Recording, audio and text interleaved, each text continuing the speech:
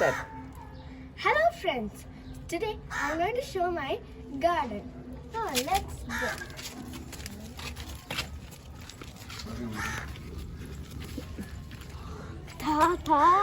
So this is a guava plant. So this is one guava. See, this is a guava plant.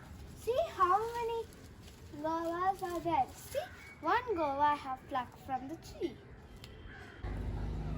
So now I'm going to show a papaya tree. Here is the papaya tree. See how much papayas are there. See. See, it's very low. Even I can pluck it. And it's very, very small. This is another type of papaya. Now we will cut and see how it is.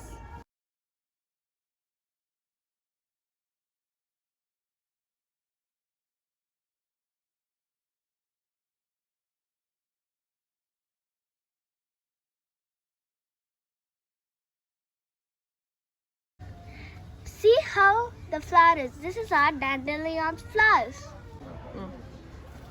So now, see the red banana, how it's, there are lots of red bananas. So this is the banana tree. See how leaves are, it's very fresh. The leaves are very fresh. So even we can eat on this.